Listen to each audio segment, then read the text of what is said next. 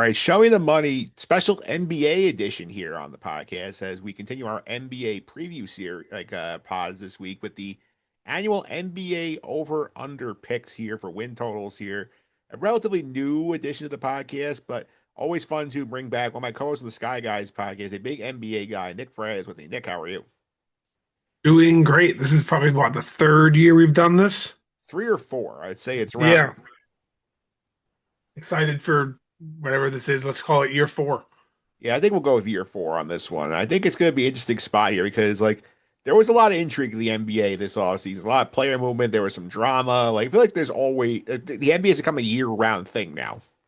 And the NBA has done a very good job with the off season being just like a thing. So many people, like as you mentioned, players switching teams and drama. That seems to happen every year. Yeah. Not only that, they summer league a big deal now, where you have to watch these games, see some of the young guys come in the league. Your first look, Cooper Flag in Dallas. You get to see some of these young guys pop in here. You have all the crazy stuff. We got LeBron's second decision last week to sell you some liquor, all that good stuff. That's right. Excited to see where this season brings us. For the NBA, it should be an exciting one.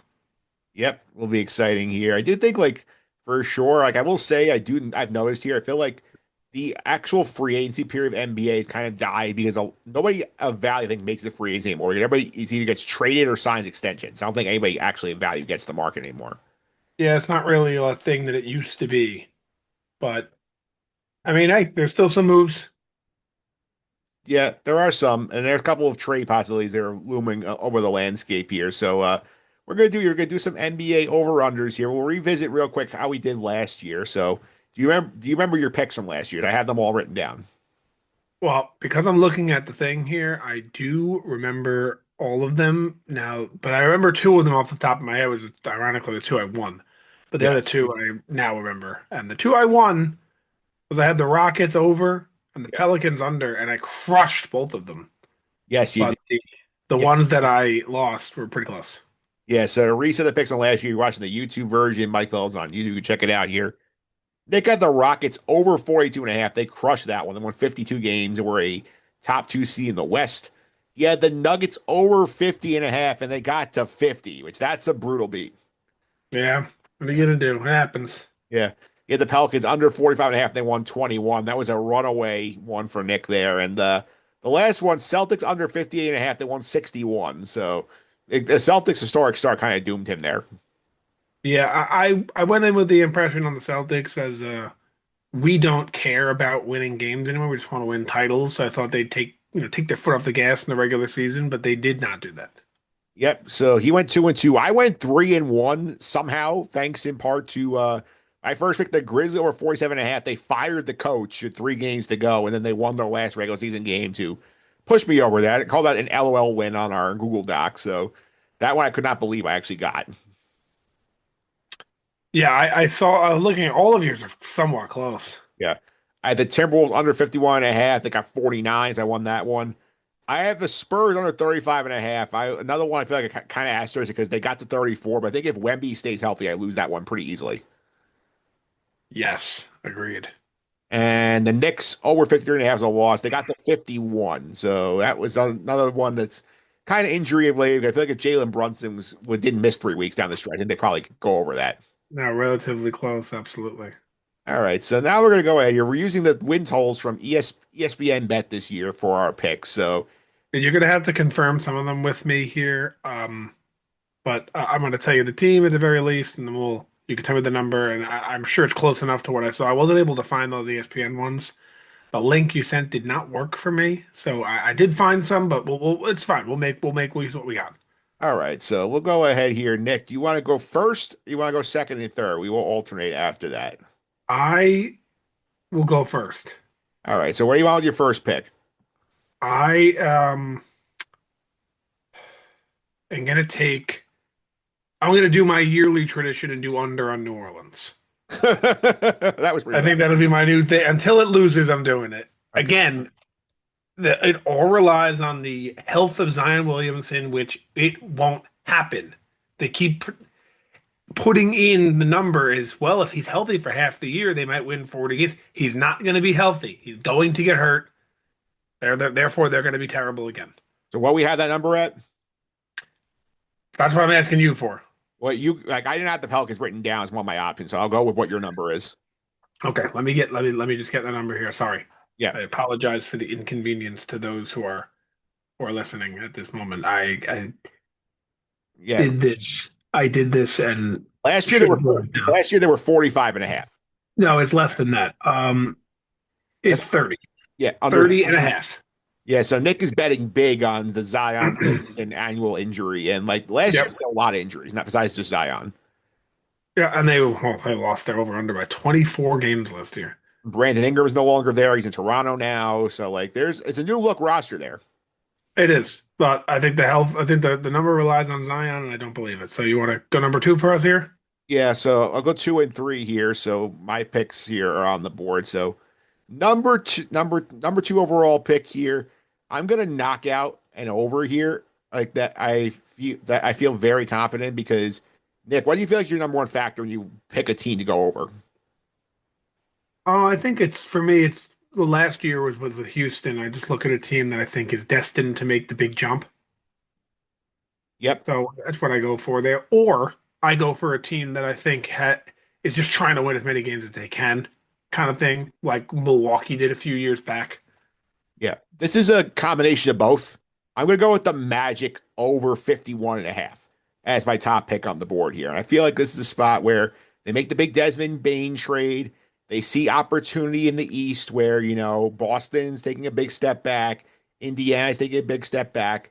Milwaukee, who knows what they look like with in the post Lillard and Brook Lopez era here. Like, there's only really two teams in the East who you really feel like as top dogs, the Knicks and Cleveland. There's a power vacuum towards the top.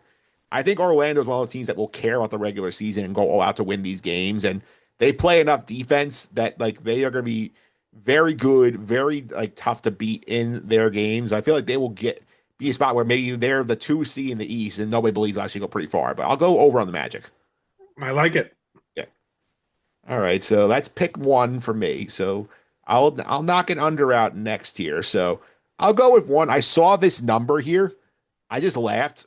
And this is another one of those things you said, and you said, I'll believe when Zion is healthy. I'll believe when Joel Embiid is healthy. I'm going to go under on the 76ers here, 42 and a half as the win total here, because I look at Philly. Last year was an outright disaster for them. Joel Embiid plays, what, like 20 games, you say he played last year? Yep. He plays about 20 games. Paul George is hurt a lot. Tyrese Maxey is good, but he also missed time. Like, I know theoretically it's not a high bridge to clear, but like until Joel Embiid is healthy for more than half the season, I think they'll be flirting with like high 30s as their win total. Because I feel like there's gonna be too many guys missing games. I feel like there's chemistry issues in that locker room. I don't love the way Nick Nurse manages that team. I think that they are a team that I feel like could underwhelm us again. So I'll go under on the Sixers. All right. So do I get two now? You can and then we go 1-1-1-1 the rest of the way.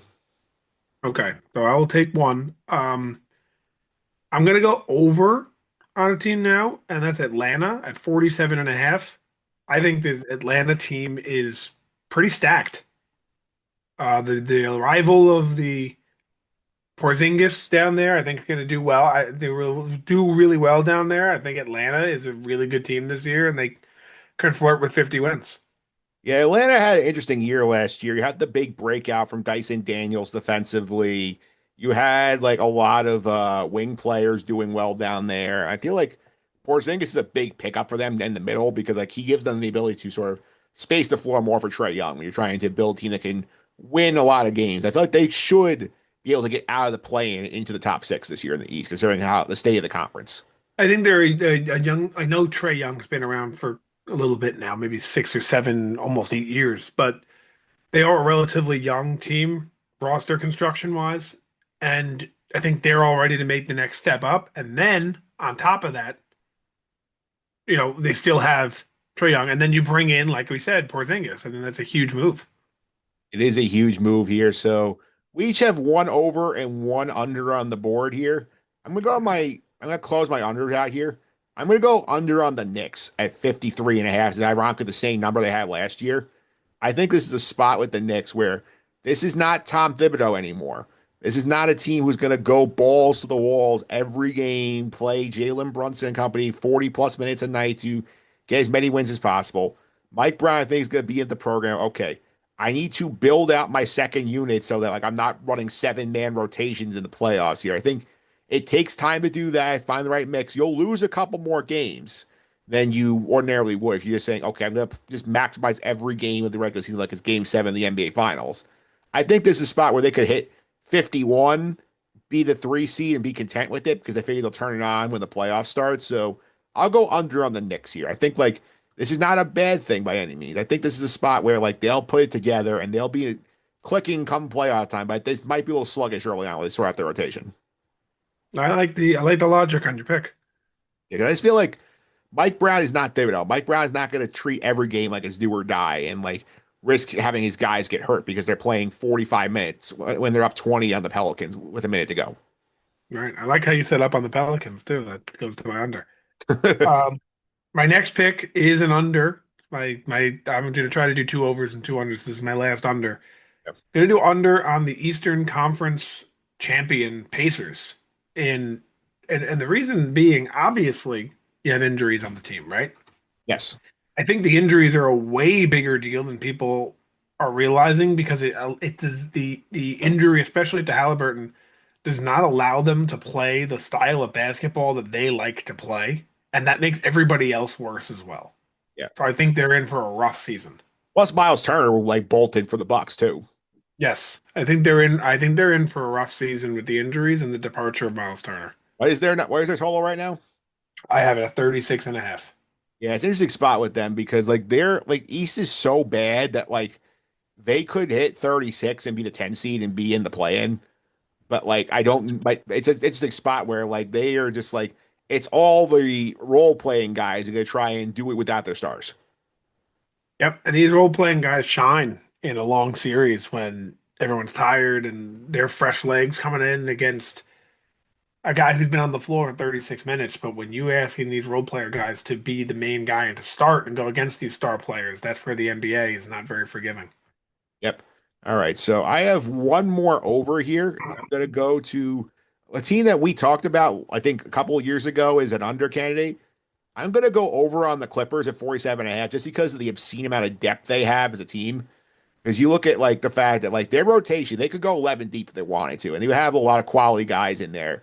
Whether it's obviously James Harden, Kawhi Leonard, controversy with his potential like side hustles aside, Chris Paul's back, Zoo back, you name it. Like they're very deep and they have the ability to be even deeper. Bradley Beal's there now as sort of like another option here. Like I feel like they'll have enough guys, even if one or two of them miss time, they're still going to win a bunch of games the regular season. So give me the over on the Clippers. I hate to say it, but I like it. As you know, despise the Clippers. Yeah, it just feels like it's a very well built NBA roster in terms of depth, which is hard to do in the second apron era. I'm going to go with, for my last pick, a really boring one, but I just think it's going to be a good one. I'm going to go with the Kings over. The number I have is 35 and a half, and I just think they aren't that bad. They're not bad enough to be that to be that. They are. You're looking at a team that was 500 or so last year. They're bringing back the same roster. They're a relatively young team. They do have some older guys on the team like DeMar DeRozan, but like for the most part, they're a younger team. I don't really see them taking a step back. I kind of see them taking a step forward a little bit. Yeah, so you're buying Doug Christie as the coach. I guess so. I guess so. It's funny. You look at that King roster here. I mean, their big offseason move was like moving money around to get Dennis Schroeder in there to be a point guard here. But like you got DeRozan, you got Zach LaVine, you got Sabonis in there. It feels like they're building the last few years of Chicago Bulls, and that Bulls team usually hang around like 40 wins. Yeah, that's true. That's true. I didn't realize. And they have Doug McDermott too. I think he was on that team also. Yeah, I'm not sure the 2022 to 2025 Bulls what you should be aspiring to in the Western Conference, but like it is something. Yeah, I think they're more or less an average team, and I just think the number's a little bit low for them. And I could see them being a 40 to 42 win team, which puts them five over. All right, so to reset the picks for the year, Nick is going under on the Pelicans at 30.5. over 47.5 on Atlanta, under 36.5 on Indiana minus Halliburton, and the Kings over 35.5. So Knicks hanging out in the 30s for the most part. Yep. A lot of boring teams on my list, I guess. Yeah, my picks, I took some bigger swings. The Magic over 51.5. The 76ers under 42.5. And I'm banking on Joel Embiid getting hurt again. Knicks under 53.5. And the Clippers over 47.5. So I took some big swings on the numbers here. Well, I'm happy you took the Knicks. I'm glad one of us did. Yeah. Any other How about team? the Nets? Any other teams you're You thinking know, about? do you know their well? Do you know what the Nets number is? Was 20.5. Yeah, it's crazy. I think there are three teams that are 20 or lower in the NBA. It's like insane. It's those two and you they're 20.5. The Wizards are 20.5, and Utah is I think it's like 18. Yeah, yeah, it's crazy. Three teams in the NBA at win totals that are 20 or less is really. It sounds a lot. I don't know if that number three sounds like a lot, right? Yeah, it is a lot because you have three teams that built very bad rosters on purpose to try and get a shot at AB DiVincenzo next year. Yep. Yep. And, But another team I was thinking, but I obviously did not pull the trigger on was the Cavs yeah. because I know they're built very well for the regular season, but my mindset with them was you just did this season that was like unheard of. What were they like 24-1 at one point? Yeah, they started obscenely hot. And you had so many wins in the regular season. How many did they win by the end of the regular season? It was north of 65, right? They were like 66 wins, I want to So say. my point is, the point I'm trying to make is you win all these games for seemingly nothing because you don't come out with a championship. I think that puts a little bit of something in the locker room where you say to yourself, guys, maybe winning all these games is not what we should be doing. Let's focus on the playoffs. Let's focus on staying healthy. Let's focus on, working together as a team more. The only reason I didn't take it was that number was 56. I think they can still win. Not They can still win like 59 and get and beat you. right, 57 and 25 or whatever the number, or 57 and yeah, 25 Yeah, is last year is they won. enough. And like that's not that many. Last year they won 64. That was the total they had last year. Right. So if that number was like 62, I'm taking it in a heartbeat. If it's 60, I'm taking it. But like 57 is a little bit at a point where I'm like, oh, I'm not sure. Because like I said, you take this number was at 56 and a half. That's a set 7 point or 7 game worse than last year. That's kind of what I'm expecting. So I think I agree with the number, which is why I didn't take it. But I was considering it for that reason of the team that's generally overperforms in the regular season takes a step back and focuses more on the playoffs. Yeah, so the other ones I'm considering here, I had the Wizards under 28, 20.5 on my list because you look at their roster here, like it's a very weird starting five where like you have you have two veterans with names who could end up getting traded at some point in McCollum and Chris Middleton, and then a whole bunch of young guys who are just gonna get a ton of run and have no like real leaders in the room once the Wizards move on from the veterans. What do they do with Kyle Kuzma? They traded him for um He was they in, traded Middleton for him, right? Or other way around. yeah, he went to Milwaukee from Middleton. Yeah. Yeah, so that's a possibility I threw out here.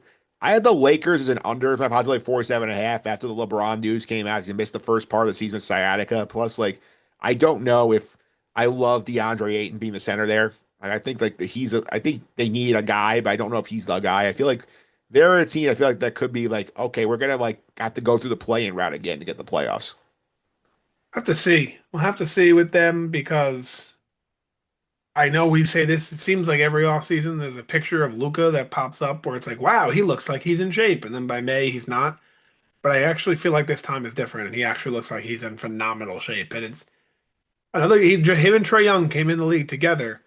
You want to sit here and say, well, Luca's been around a while. He's not young anymore. He's 26. Yeah, he and Trey Young were traded for draft picks trade for each other. Right. He's only 26 years old. So they have a 26-year-old Luka Doncic who looks like he's in the best shape of his life. Yep. So Uh, that could be good for them. Yep, two other ones I had on my list potentially. Celtics over 40.5, and I do think they have enough talent, and the East is bad enough they could just kind of sneak in that 500-ish window and be like slightly above the play-in. And I have Portland over 33.5. I feel like they were looking better toward the end of last year. Somebody's got to improve a little bit in the West. Oh, I think consensus is that the Nuggets are going to be back on top over there. Not necessarily the best team, but people are all over the Nuggets. Yeah, well, they actually gave Jokic some help in the offseason, which was nice. And they got the Cam Johnson trade, the Nets. They brought Bruce Brown back. They have some bodies now. Yes. Yeah, All right. absolutely. Last thing before we go, obviously we have a big broadcasting change. I know you're into the sports media stuff here, and TNT is gone. We get inside the NBA going to ESPN for a little bit. They're barely around for Christmas, and they're around more in the second half. But we do have NBC getting basketball as a primetime NBA games every Tuesday night on NBC. Peacock's in the mix, Prime Video is in the mix. Like the thing, I feel like it's cool to have these guys back here, but like I feel like it's too complicated now to find NBA games. Like, if you need the fact if you need a flow chart to figure out where the national games are, I mean, I think that's a problem. I agree. Let's see if it comes back to bite them. I completely agree. It's like the NFL is kind of like that, but it's such a weekly thing that people have just gotten used to it.